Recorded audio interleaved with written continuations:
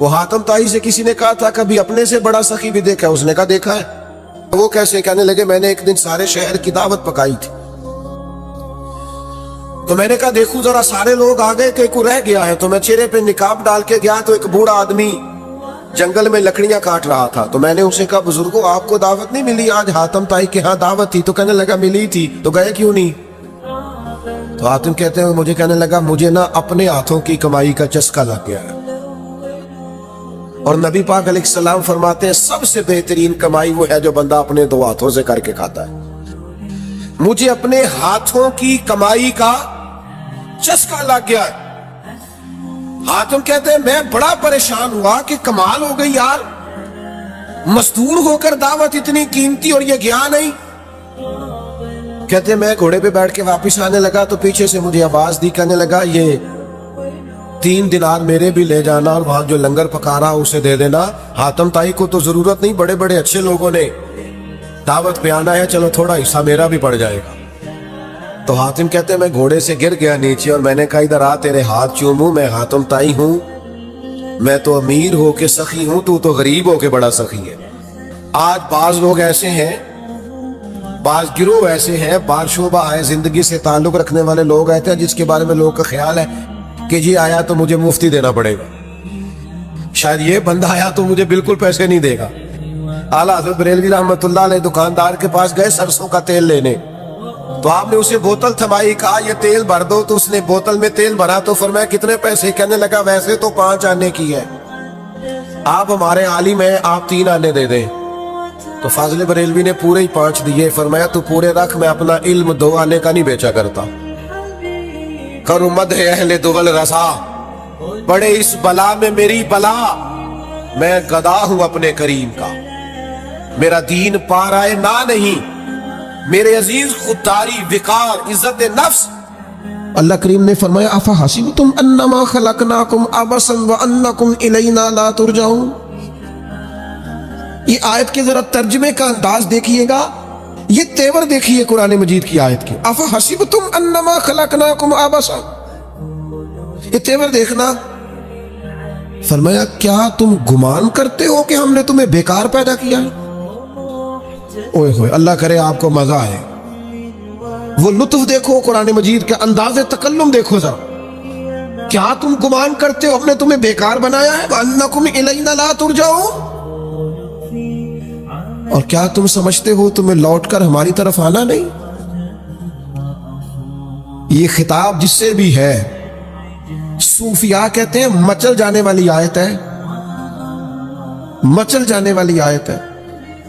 یہ جو وہ کہتا ہے نا تو نے پلٹ کے میری طرف آنا ہے، تو آئے گا میرے سامنے، مجھے ایک حدیث پڑھ لینے دو۔ نبی کریم علیہ السلام نے فرمایا قیامت کے دن اللہ تعالیٰ لوگوں سے فرمائے گا، سب سے پہلا سوال لوگوں سے، مختلف احادیث میں مختلف سوال ہیں جو سب سے پہلے ہوتے، اس حدیث میں فرمایا اللہ قیامت کے دن سب سے پہلا سوال بندوں سے یہ پوچھے گا مجھ سے ملنے کو جی چاہتا تھا؟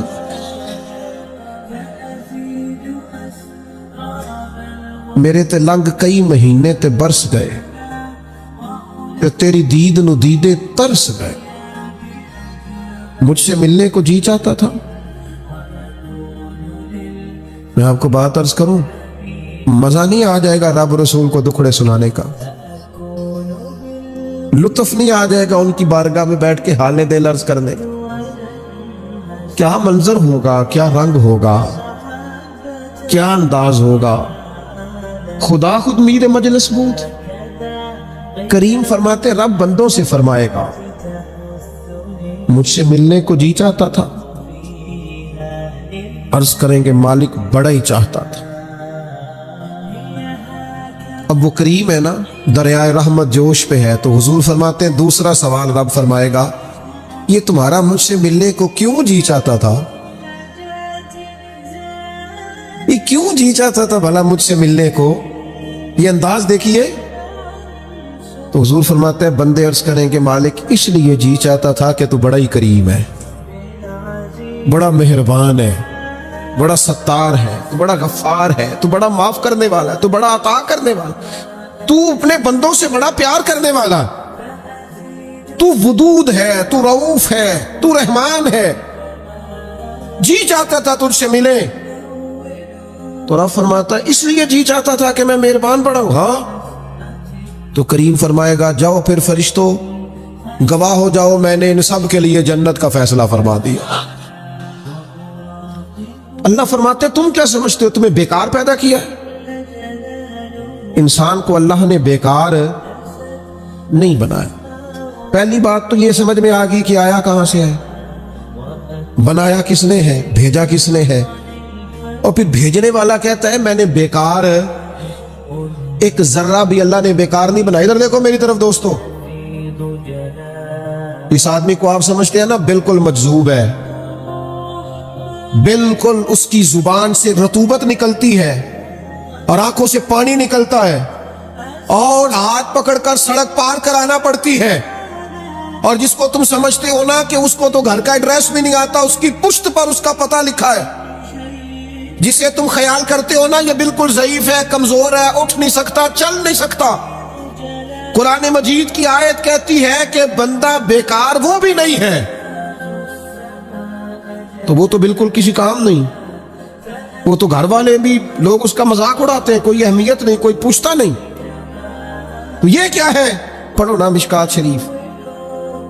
अल्लाह के प्यारे हबीब अलैहिस्सलाम ने फरमाया ये जो तुम्हें रिस्क दिया जाता है ना, और ये जो तुम पर बारिशें बरसाई जाती हैं, ये तुम्हारे ज़ईफ लोगों की बरकत से दिया जाता। मैं किसी शख्स से बेजार नहीं हो सकता, क्योंकि एक जर्रा भी तो बेकार नहीं हो सकता, एक जर्रा भी तो बेकार नहीं। मुझे एक दोस्त की बात नहीं भूलती, उनके बेटे ने आके कहा मुझसे, कहने लगे अब्बा जी आखो बड़ा दे लिया रिश्तेदारां नूं ते बड़ा वंड लिया, वो किहड़ा को ना नेकी करदे ने, सवा साइड ते होके कीमतां करदे ने, आखो ने हुण बस करन। और वो थोड़े थोड़े नाला भी थे, चंद बातें उसने इस तरह की बताई जो वाकई शिकायत वाली थी। तो मैंने उन बुजुर्गों से कहा, मैं कि भाजी मुंडा भी परेशान है, घर दे भी तो छड्डो। सादा बंदा, अनपढ़ आदमी, मेहनत मजदूरी, इतनी पते की बात की। कहने लगा हज़रत साहब पता नहीं अल्लाह किदे सदके पे देंदा है। तो मुझे ये हदीस याद आई मिशकात शरीफ की, हुजूर फरमाने लगे अल्लाह तुम्हारे कमजोरों की बरकत से तुम्हें अता करता है। किसकी वजह से अल्लाह तुम्हें देता है? ज़ईफों की वजह से। एक तो किसी चीज को भी अल्लाह ताला ने बेकार पैदा, फिर किस लिए पैदा किया, मकसद हयात क्या है, इसको आपने समझना है। फरमाया अल्लज़ी खलक़ल मौता वल हयाता लियब्लुवकुम अय्युकुम अहसनु अमला। हमने मौत और हयात इसलिए पैदा की है ताकि पता चले तुम में बेहतरीन अमल कौन करता है, बेहतरीन अमल कौन बंदा करता है। इस मकसद के लिए मौत और हयात को पैदा किया। हम तो काम करने आए भाई, दुनिया में काम करने आए। ये जो लोग वेले बैठे हैं ना, सुबह से शाम तक मोबाइलें चला रहे हैं, आराम कर रहे हैं, खाने खा रहे हैं, आ रहे हैं, जा रहे हैं, ये लोग उस मकसद हयात से गाफिल हैं जिस मकसद के लिए भेजे गए। कुरान मजीद कहता है तुम्हें अच्छे आमाल के लिए दुनिया में भेजा है, उस मकसद को तुम समझो। कोई खैर का काम जिंदगी में करो, कोई खैर का काम। ये जो मस्जिद का खादिम होता है ना, इसके पास मस्जिद की चाबियां होती हैं, और मस्जिद के खुदाम अक्सर पढ़े लिखे नहीं होते, कम पढ़े लिखे होते हैं, लिहाजा ये ड्यूटी करते हैं, मस्जिद में सफाई करते हैं, झाड़ू देते हैं, ड्यूटियां करते हैं। लेकिन मैं आपसे अर्ज करूं, बन सवर के इमाम साहब आए, जनाब पगड़ी बांधी है, जुब्बा पहना है, आके वो सज गए, सवर गए, आके यूं बैठ गए वो। लेकिन उन इमाम साहब को, उनकी भी बड़ी शान है, जो नमाजी मस्जिद में सजदा करेंगे उनकी भी बड़ी शान है। लेकिन उस बंदे का मर्तबा आप समझते हैं जो सबसे पहले है, इसने आके झाड़ू दिया है। कह लूं मैं एक जुमला, कह लूं मैं एक जुमला, एक बात कह लूं वो वाली कि नबी करीम अलैहिस्सलाम ने कुंजियां सारी सैयदना बिलाल को दे दी थी, ड्यूटी हजरत बिलाल हबशी को दे दी, میں کہہ لوں یہ اسی رستے پہ ہیں جس رستے پہ سیدنا بلال حبشی تھے؟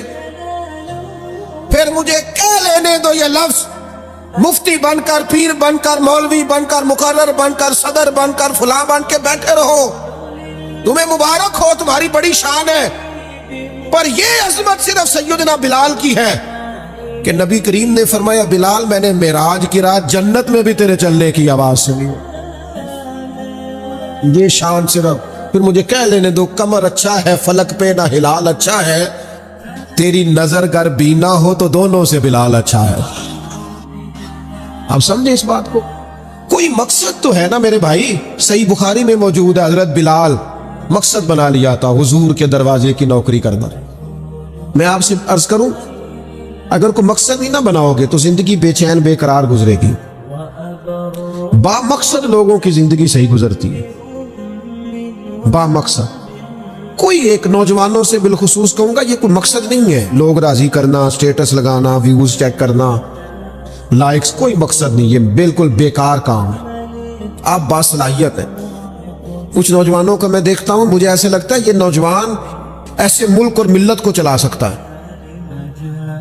کہ کوئی مقصد نہیں ملا، کوئی کام نہیں ہے کرنے، کوئی ڈیوٹی نہیں اپنے ذمے لی، آنا ہے جانا ہے بیٹھنا ہے خوش گپیاں ہیں تبصرے ہیں، یہ کوئی کام نہیں۔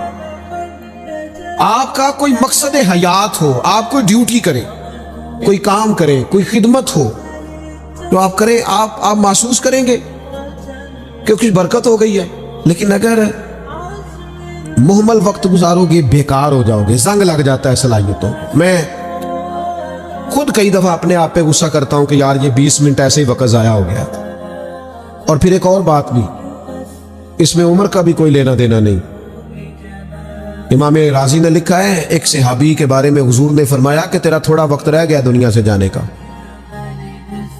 ظاہر ہے بوڑھے آدمی تھے، یا رسول اللہ پھر مجھے بتائیں کیا کروں؟ تو فرمایا ادھر سے صحیفے اٹھا کے لا، تجھے قرآن پڑھانا شروع کروں، پڑھتا پڑھاتا دنیا سے چلا جا۔